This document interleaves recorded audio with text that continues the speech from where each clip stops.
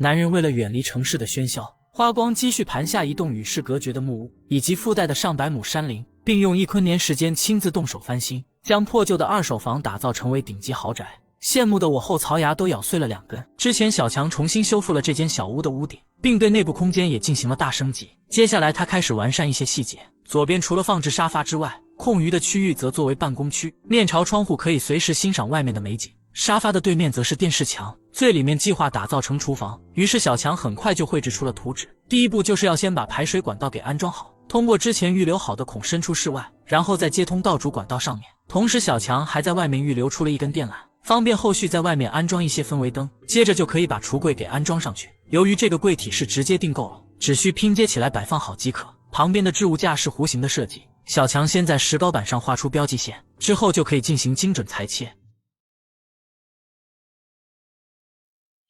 安裝上去之後簡直嚴絲合縫。為了方便後續廚房電器的使用，插座的數量就必須要安排的足夠多。於是小強使用開孔器在側面進行精準打孔，然後將插座安裝上去，再接通好電源。接下來就可以對置物架進行密封。首先在內部釘上弧形的框架，而後再用裁切好的石膏板密封。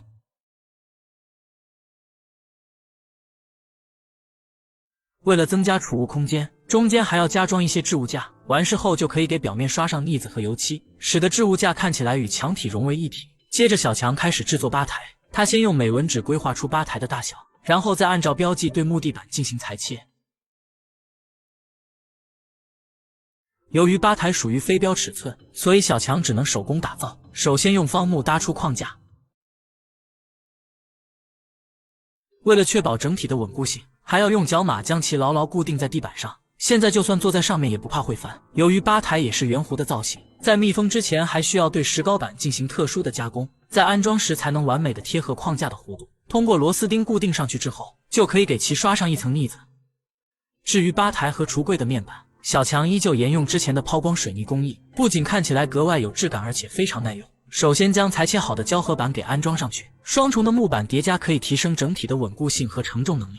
照我說，還不如直接出去租個房子。想租品質高沒有中介費的房子，推薦58同城和房東直接談。為了防止在使用過程中出現開裂的情況，小強不僅抹了滿滿的一層膠水，還要擰上螺絲釘加固。等待膠水乾透之後，就可以開始對台面進行裁切。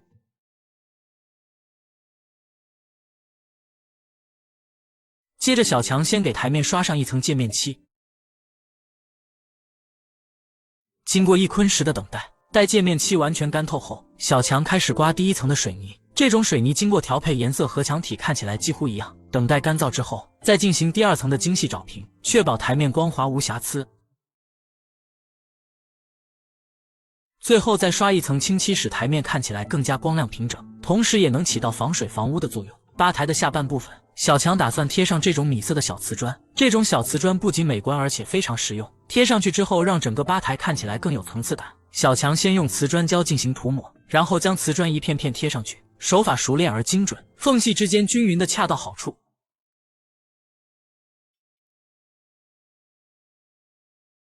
等待瓷磚粘貼牢固之後，再用抹刀將勾縫劑均勻的塗抹在瓷磚縫隙上，使得整個吧台看起來更加整潔美觀。為了防止在使用過程中弄髒牆面，還要貼上一層防濺板。小強選擇了這種深色的方形瓷磚，與吧台整體風格相呼應。上面還架上木板制作出一個置物架，更加美觀的同時還增加了不少的儲物空間。最後再將抽屉給安排上，櫥櫃的制作就算完成了。由於這個廚房主要是用來平時煮些咖啡和下午茶，所以只需一個迷你冰箱放一些酒水飲料就足夠了。為了使整個空間看起來更加的溫馨，小強不僅在一旁放置了濾紙，還給小窗戶安裝了捲簾，現在看起來就有一種熱帶風情的感覺。為了防止午後陽光直射，他還給大門掛上了遮光簾。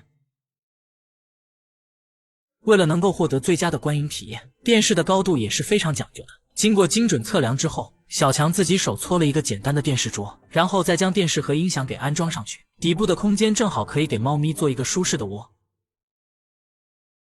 最後再將他的可移動辦公桌也給安排進來。